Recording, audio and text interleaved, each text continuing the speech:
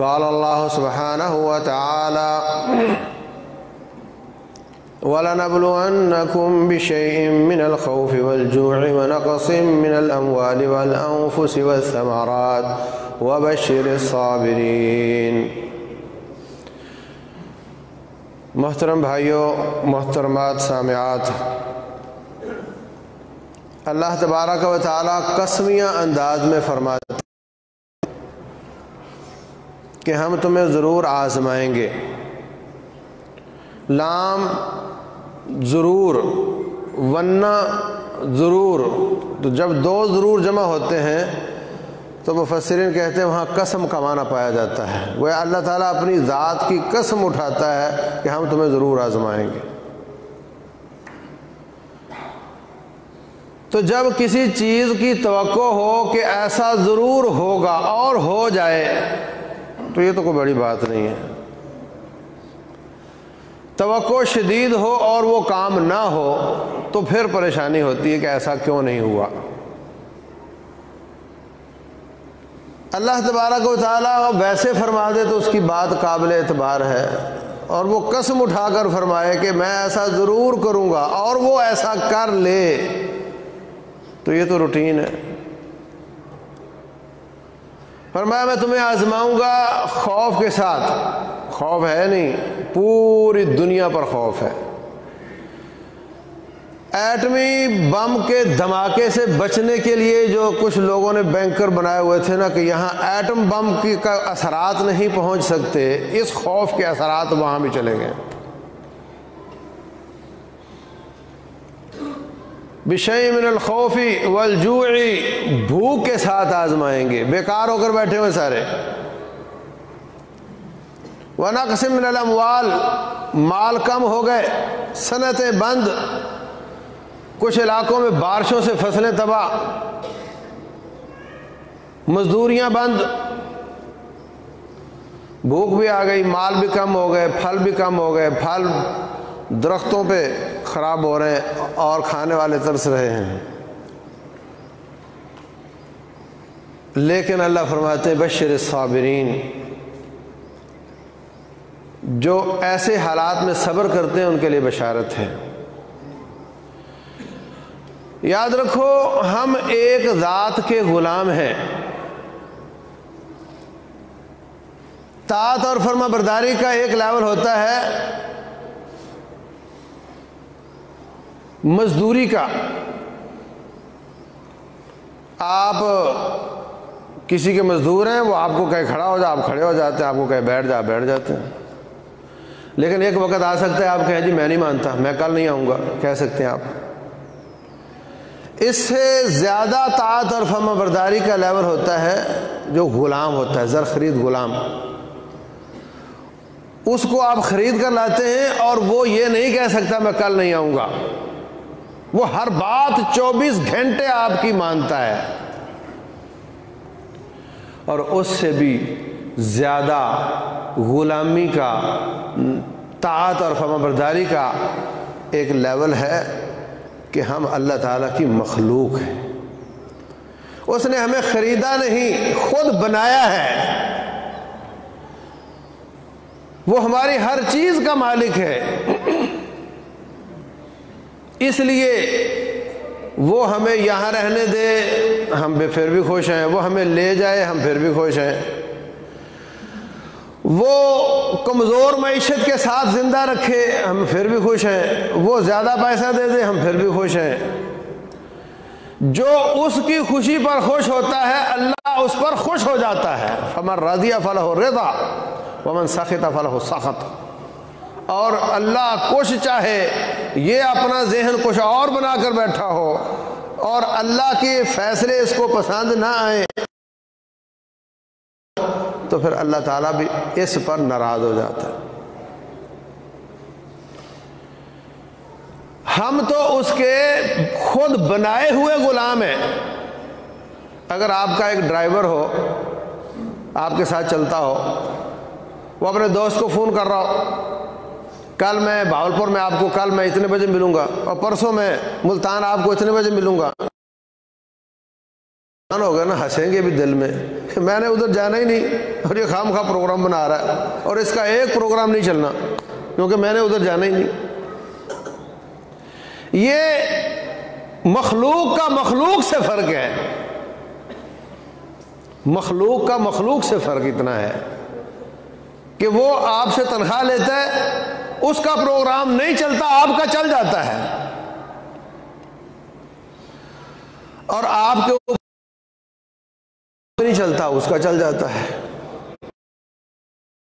اگر آپ کا ڈرائیور آپ کے پروگرام پر ناراض ہو کہ میں نے ادھر وعدہ کیا ہوا تھا اور آپ نے ادھر کیا ہے، اتنا غصہ آئے گا اس پر کہ تو نے اس کو پروگرام دیا کیوں، مجھے کیوں نہیں پوچھا۔ اب پریشان ہو رہے ہو تو اس سے بھی زیادہ غصہ اس رب کو آتا ہے جس نے تمہیں خود بنایا ہے۔ جب تم کہتے میں یوں کروں گا، میں وہ کروں گا، اس وقت ساتھ انشاءاللہ کہنے کا حکم ہے کہ میرے مالک نے چاہا تو ہوگا، میں نے تو یہ سوچ رکھا ہے مگر وہ چاہے گا تو ہوگا۔ حضرت سلیمان علیہ السلام فرماتے ہیں آج میں اپنی 100 بیویوں کے پاس جاؤں گا، اللہ تعالیٰ مجھے 100 بچے عطا کرے گا۔ ایک بیوی کو بھی بچہ پیدا نہیں ہوا، ایک بیوی کو ادھورا بچہ پیدا ہوا۔ رسول اللہ صلی اللہ علیہ وسلم فرماتے ہیں اگر وہ ساتھ انشاءاللہ بول دیا ہوتے تو اللہ ان کی خواہش پوری کر دیا ہوتا۔ وَلَا تَقُولَنَّ لِشَيْءٍ إِنِّي فَاعِلٌ ذَلِكَ غَدًا إِلَّا أَن يَشَاءَ اللَّهُ۔ اے نبی صلی اللہ علیہ وسلم کبھی ایسا نہ کہو کہ میں کل یہ کروں گا اور ساتھ اپنی مشیت کو اپنے رب کی مشیت کے ساتھ جوڑو، اس نے چاہا تو ہوگا۔ تو آج جو میری نظریں دیکھ رہی ہیں یہ سب کچھ میرے رب کی مشیت کے تحت ہے۔ ہو سکتا ہے کسی کافر کی سازش ہو سکتا ہے کسی کا بایولوجیکل ویپن چل گیا ہو، یہ سب ہو سکتا ہے، مگر یہ سارا کچھ میرے رب کی مشیت کے تحت ہے۔ آج جو کچھ ہوا ہے میرے رب نے ایسے ہی چاہا تھا۔ وَنَبْلُوكُمْ بِالشَّرِّ وَالْخَيْرِ فِتْنَةً، ہم تمہیں خیر سے بھی آزماتے ہیں، ہم تمہیں شر سے بھی آزماتے ہیں، ہم تمہیں دے کر بھی آزماتے ہیں، ہم تم سے چھین کر بھی آزماتے ہیں۔ جس کو دے کر آزماتے ہیں یہ نخرے کرتا ہے، یہ تکبر کرتا ہے، یہ دے کر احسان جتلاتا ہے یا میرا احسان مانتا ہے۔ اللہ یہ دیکھتا ہے اگر وہ اللہ کے راستے میں دے اور احسان نہ جتلائے، تکبر نہ کرے، فخر نہ کرے، اللہ تعالیٰ اس پر خوش ہو جاتا ہے۔ جس سے چھین کر آزماتا ہے اگر وہ اللہ کی شکایتیں نہ کرے، رب ذوالجلال کی تقدیر پر اعتراض نہ کرے، بلکہ ہر حالت میں اللہ کا صبر کرے، شکر کرے، اللہ کی رضا پر راضی ہو جائے، اللہ تعالیٰ اس کو بھی پاس کر دیتا ہے۔ تو اگر خیر آتی ہے تو وہ بھی آزمائش ہوتی ہے، اگر شر آتی ہے تو وہ بھی آزمائش ہوتی ہے، اگر آپ بہت زیادہ مصروف تھے تو وہ بھی اللہ کی آزمائش تھی، تو یہ بھی اللہ تعالیٰ کی آزمائش ہے۔ رسول اللہ صلی اللہ علیہ وسلم فرماتے ہیں نعمتان مغبون فیہما کثیر من الناس، 2 نعمتیں ایسی ہیں جس پیپر میں اکثر لوگ فیل ہو جائیں گے۔ 2 پیپر ایسے ہیں جس میں اکثر لوگ فیل ہو جائیں گے۔ ایک پیپر صحت کا پیپر ہے اور ایک پیپر فراغت کا پیپر ہے۔ فراغت میں کیا کرنا ہے اس میں اکثر لوگ فیل ہوں گے قیامت والے دن، اور صحت کے کیا تقاضے ہیں اس کو پورا کرنے میں بھی اکثر لوگ فیل ہو جائیں گے۔ رسول اللہ صلی اللہ علیہ وسلم فرماتے ہیں جب کوئی شخص بیماری کی وجہ سے عبادت ٹھیک طریقے سے نہیں کر پاتا، بیٹھ کر نماز پڑھ رہا ہے، پہلے وہ کھڑا ہو کر پڑھتا تھا، تو اللہ فرماتے ہیں فرشتوں اس کے لیے پچھلے صحت والے دنوں والے نمبر لگا دو۔ طالب علموں کے پیپر نہیں ہو رہے، کہہ رہے ہیں جی پچھلے سال والے لگا دیں گے۔ اللہ فرماتے ہیں اس کے صحت والے دنوں والے نمبر لگا دو۔ اس لیے حضرت عبداللہ فرمایا کرتے تھے خود من صحتک لمرضک اور من حیاتک لموتک، صحت کے دنوں میں اتنی نیکیاں کرو کہ مرض کے دنوں میں بھی اللہ تعالیٰ وہی نمبر لگا دے، اور زندگی میں اتنی نیکیاں کرو کہ آخرت آپ کی سنور جائے۔ تو اس صحت کے تقاضے پورے کرنے ہیں اور اس فراغت کے تقاضے پورے کرنے ہیں۔ آپ کو 1000 کام یاد آتے تھے اور آپ یہی کہہ دیتے تھے جی ٹائم نہیں ملتا، ٹائم نہیں ملتا، ٹائم نہیں ملتا۔ پیسے کمائیں یا بچوں کی نگرانی کریں۔ آپ سو رہے ہوتے تھے، بچے سکول چلے جاتے تھے، آپ چلے جاتے تھے تو بچے باہر آتے تھے۔ کبھی ہفتے میں ایک بار ملاقات ہوتی تھی، اب 24 گھنٹے ملاقات ہو رہی ہے۔ ان کی نگرانی کرو۔ قُوا أَنفُسَكُمْ وَأَهْلِيكُمْ نَارًا، ان کو جہنم سے بچانے کی کوشش کرو۔ دیکھو ان کے تعلقات کن لوگوں کے ساتھ ہیں، دیکھو ان کے لیل و نہار کیسے گزرتے ہیں، ان کی دینی تربیت کی کیا کیفیت ہے۔ اب پورا وقت دے کر ان کو سمجھاؤ۔ گھر میں ترجمے کی کلاس شروع کرو، باپ قرآن ترجمے والا لے کر پڑھے۔ جس بچے بچی کو قرآن کا اردو دیکھ کر پڑھنا آتا ہے وہ وہی آیات دہرا لے، گھر میں آپ کلاس شروع کر لو۔ یہ زندگی نہایت قیمتی زندگی ہے، اس کا ایک ایک لمحہ قیمتی ہے۔ آج آپ ہلکی سی حرکت کے ساتھ بے شمار نیکیاں بنا سکتے ہیں، جان نکل گئی تو آپ کو کوئی ایک نیکی نہیں دے گا۔ آج آپ ہلکی سی حرکت سے، تھوڑی سی محنت سے سارے گناہ معاف کروا سکتے ہیں۔ روح نکل گئی تو کوئی آپ کا ایک گناہ بھی نہیں اٹھائے گا۔ وَلَا تَزِرُ وَازِرَةٌ وِزْرَ أُخْرَىٰ وَإِن تَدْعُ مُثْقَلَةٌ إِلَىٰ حِمْلِهَا وَإِن تَدْعُ مُثْقَلَةً إِلَىٰ حِمْلِهَا لَا يُحْمَلُ مِنْهُ شَيْءٌ وَلَوْ كَانَ ذَا قُرْبَىٰ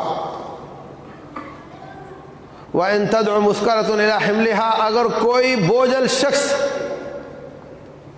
یہ کہے کہ بیٹے میرے 2 گناہ، 5 بچے ہو نا، 2 گناہ اٹھا لو، 10 کی وجہ سے جہنم میں جا رہا ہوں، کوئی ایک بھی نہیں اٹھائے گا، ایک بھی نہیں اٹھائے گا۔ یوم یفر المرء من اخیہ، باپ کو بیٹا دیکھ کر بھاگ جائے گا کہ ابا کوئی نیکی نہ مانگ لے۔ اور آج جب روح نہیں نکلی تو آپ زبان سے کہہ دو سبحان اللہ، زبان سے کہہ دو الحمدللہ۔ رسول اللہ صلی اللہ علیہ وسلم فرماتے ہیں زمین آسمان کا خلا نیکیوں سے بھر جاتا ہے۔ تو آپ فارغ نہیں ہیں، آپ کے پاس بہت کام ہے۔ اپنا شیڈول بناؤ، اپنی فراغت کو دعائیں یاد کرنے کے لیے، قرآن اور سنت کا ترجمہ پڑھنے کے لیے، نمازوں کی اصلاح کے لیے، اولاد کی اصلاح کے لیے اپنا باقاعدہ شیڈول بنا کر اس پر عمل کر کے اپنے فراغت کے دنوں کو بہترین استعمال کر سکتے ہیں۔ جو احتیاطیں بتائی جا رہی ہیں ان پر عمل کرو۔ بسم اللہ الذی لا یضر مع اسمہ شیء فی الارض ولا فی السماء وهو السمیع العلیم۔ رسول اللہ صلی اللہ علیہ وسلم فرماتے ہیں جو شخص یہ دعا پڑھتا ہے، صبح پڑھے 3 بار، شام 3 بار، نہ صبح نہ رات کسی وقت اس کو کوئی چیز تکلیف نہیں دے سکتی۔